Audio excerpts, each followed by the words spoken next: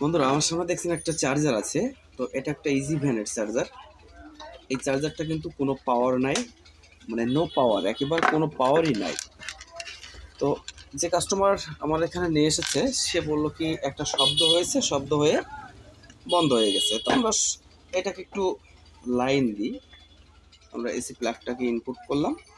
Input করার পরে দেখলাম যে কোনো পাওয়ার, কোনো রেসপন্স, কোনো কিছু নাই। এদিকে দেখেন আমাদের সব কিছু কিন্তু ঠিক আছে, কোনো পোড়ার চিহ্ন নাই, এখানে চার্জারটা পুড়ি নাই। তো এসি কর্ডটা খুললাম, খুলে আমরা এবার একটু দেখবো ভালো করে। এবার আমরা আবার একটু এসি প্লাগটা ইনপুট করব। এই ইনপুট করলাম, করে আমরা এসি ভোল্টটাকে একটু মাপ দিব যে ভোল্টেজ আমাদের সব জায়গায় পাস হচ্ছে কিনা। তো এই ভোল্টেজ মাপার জন্য আমাকে প্রথমে এই 250 ভোল্টে মিটারটা 250 ভোল্টে রাখতে হবে। দেখেন একটু সমস্যা হচ্ছে এখানে। 250 ভোল্টে রেখে আমাকে এবার ভোল্টেজটা মাপ দিতে হবে। ভোল্টেজটা মাপ দিব। তো প্রথমে এখানে দেখি আমাদের এসি ইনপুটটা হচ্ছে কিনা। এখানে দেখেন আমাদের মিটারের কাঁটাটা একটু ফলো করুন। মিটারের কাঁটাটা ফলো করলে বুঝতে পারবেন আমাদের ইনপুট হচ্ছে, আমাদের কারেন্টটা আমাদের এসি করতে ইনপুট হচ্ছে। তাহলে আমরা একটু এই সাইডে যাব। এখানে দেখেন একটা ফিউজ আছে, এই ফিউজটা কেটেছে কিনা। এই সাইডে আমার ভোল্টেজটা আছে। তারপরে আমরা দেখব যে আমাদের ক্যাপাসিটার ভোল্টেজ আছে কিনা। মেইন ফিল্টার ক্যাপাসিটারে কিন্তু আমাদের কোনো ভোল্টেজ নাই। এখানে মেইন ফিল্টার ক্যাপাসিটারে ভোল্টেজ নাই, মানে আমাদের এখানে এখানে ভোল্টেজ আছে। এই পর্যন্ত দেখেন, এই পর্যন্ত ভোল্টেজ আছে, এই পর্যন্ত ভোল্টেজ আছে। এবার আমরা এইখান থেকে ড্রপ করে এই সাইডে দেখবো আছে কিনা। এই সাইডে দেখেন আমাদের ভোল্টেজ নাই, এখানে ভোল্টেজ আছে, এই সাইডে নাই। তাহলে এসি প্লাগটা আমরা একটু খুলবো। এসি প্লাগটা খুলে আমরা দেখবো যে এই সাইডে কেন ভোল্টেজ নাই। দেখেন এখানে কিন্তু একটা পার্স ছিল, এখানে কিন্তু একটা পার্স ছিল। দেখেন এই পার্সটা কিন্তু পুড়ে গেছে।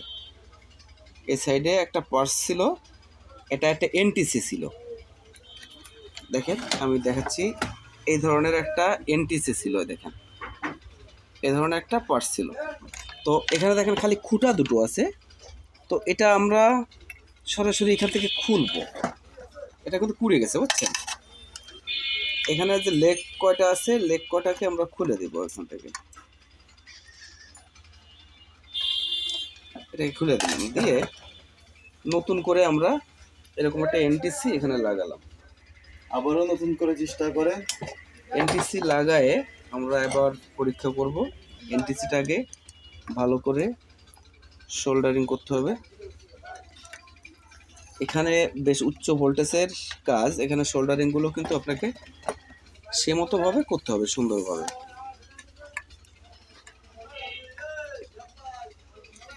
এনটিসিটা লাগালাম, লাগানোর পরে এবার আমরা এখানে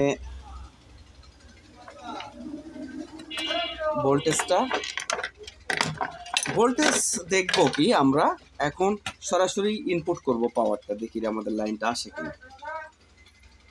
দেখেন আমাদের কিন্তু পাওয়ারটা এসে গেছে।